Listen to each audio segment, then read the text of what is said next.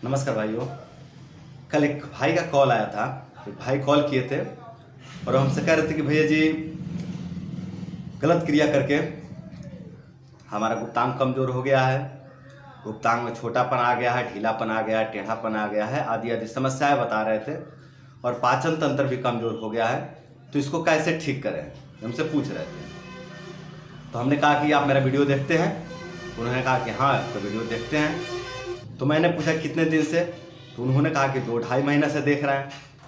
मैं बोला अच्छी बात है, तो आप 2-2.5 महीने से ब्रह्मचर्य फॉलो कर रहे हैं, आप सीखें वीडियो से कुछ? तो उन्होंने कहा कि हाँ 2-2.5 महीने से ब्रह्मचर्य पालन कर रहे हैं। मैंने कहा बहुत अच्छा, आप ऐसे ही ब्रह्मचर्य का पालन करते रहिए, आप धीरे धीरे ठीक हो जाएंगे। तो कहते हैं कि भैया जी कितने घंटा ब्रह्मचर्य का पालन करना है? हमसे पूछ रहे कितने घंटा ब्रह्मचर्य का पालन करना है। तुमने तो आश्चर्यचकित रह गए कि भाई देखो 2-2.5 महीने से मेरा वीडियो देख रहे हैं तो और बता भी रहे हैं कि 2-2.5 महीने से ब्रह्मचर्य का पालन कर रहा हूँ, और अब पूछ रहे कितने घंटा ब्रह्मचर्य का पालन करना है। तो मैंने पूछा कि आप मेरा वीडियो ध्यान से देखे हैं? तो उन्होंने कहा कि हाँ ध्यान से देखे हैं। तो मैंने पूछा अगर आप देखे हैं तो फिर आपने एक क्यों नहीं समझ पाया कि ब्रह्मचर्य मतलब क्या है?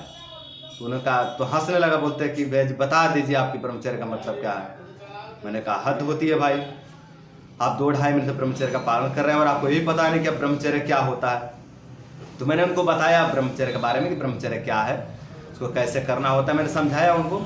लेकिन मुझे लगा कि इस पर वीडियो बनाना चाहिए, जबकि पहले भी वीडियो बना चुका हूँ। ब्रह्मचर्य क्या है, कैसे करें इसको, कितने दिन तक करें, कौन कौन से बीमारी ठीक होते हैं, सब बता रखा हूँ। लेकिन फिर भी मेरे पास कॉल आते हैं, व्हाट्सएप पे मैसेज आते हैं, या फिर वीडियो के कमेंट में नीचे आता है कि भैया जी ब्रह्मचर्य मतलब क्या है, ब्रह्मचर्य को कैसे करें, ब्रह्मचर्य की शुरुआत कैसे करें, आदि आदि प्रश्न होते हैं। तो सोचा कि चलो फिर से एक वीडियो से बना ही देते हैं कि ब्रह्मचर्य मतलब क्या है, ब्रह्मचर्य को कैसे करें, ब्रह्मचर्य क्या है। तो देखिए बंधु, ब्रह्मचर्य का मतलब है कि आप गलत क्रिया छोड़ देंगे, मतलब हस्त मैथुन छोड़ देंगे। साफ साफ कहें तो हस्त मैथुन छोड़ देंगे, मैथुन करना छोड़ देंगे। अगर आप वीर्यनाश करके रोगी हो गए हैं और अब आपको लगता है कि हमारे अंदर अनेकों रोग व्याधियां जन्म ले चुके हैं, तो आपको हस्त मैथुन छोड़ देना है, आपको मैथुन छोड़ देना है। वो चाहे गर्लफ्रेंड के साथ में संबंध हो, चाहे पत्नी के साथ में संबंध हो, चाहे जिस तरह से भी हो, आपको जो शरीर से वीर्य क्षय हो रहा है इसको रोक देना है, वीर्य का नाश नहीं करना है, वीर्य को बचाना है, यही ब्रह्मचर्य है। कुल मिलाकर के वीर्य नाश नहीं करना है, ठीक ठीक समझ लीजिएगा, वीर्य नाश नहीं करना है। वीर्य नाश को छोड़ दिए तो ये ब्रह्मचर्य का शुरुआत हो गया। अब आगे इसमें और भी नियम है, जैसे कि क्रोध नहीं करना है। अगर आप ब्रह्मचर्य में आ गए हैं तो आपको क्रोध से बचना है, आपको चिंता से बचना है, आपको डिप्रेशन से बचना है, आप किसी को गाली नहीं देंगे, किसी से झगड़ा नहीं करेंगे, ये सब आपके नियम हैं।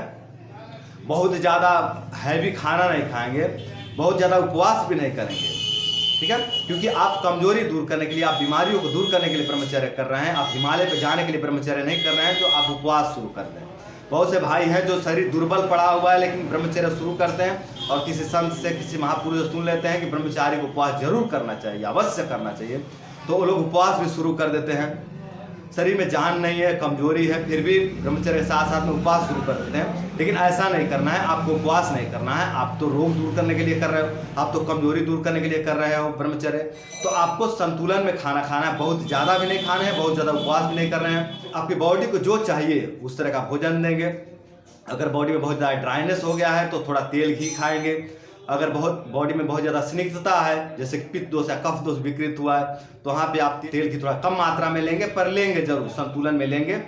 और इस तरह से एक नॉर्मल मनुष्य बन करके आप धीरे धीरे आगे बढ़ेंगे। और जिस काम में आप लगे हैं, पढ़ाई में, काम धंधे में, खेती में, बाड़ी में, हल चलाते हैं, खेत जोतते हैं, ट्रैक्टर चलाते हैं या गाड़ी चलाते हैं, टेम्पो चलाते हैं, रिक्शा चलाते हैं, नौकरी करते हैं, कंपनी में काम करते हैं, जो भी आप करते हैं उसको करते रहिए और उसमें ब्रह्मचर्य वीर्य रक्षा जोड़ दीजिए, ठीक है। और साथ में आपको जो नियम बताया कि आप क्रोध नहीं करेंगे, चिंता नहीं करेंगे, किसी से झगड़ा नहीं करेंगे, किसी को गाली नहीं देंगे, इन नियमों का पालन करेंगे।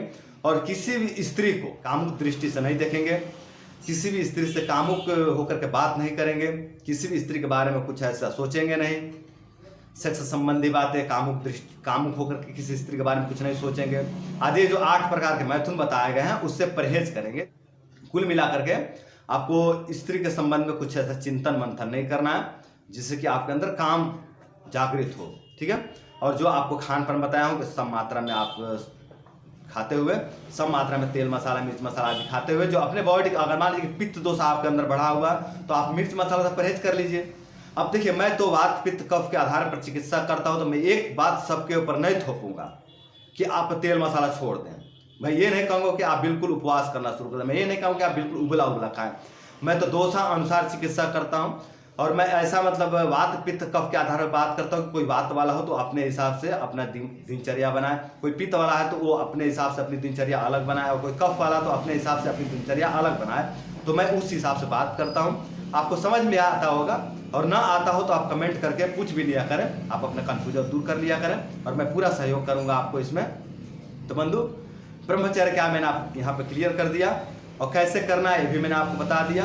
अब रह के बात कितने दिन करें, ब्रह्मचर्य कितना दिन तक करें।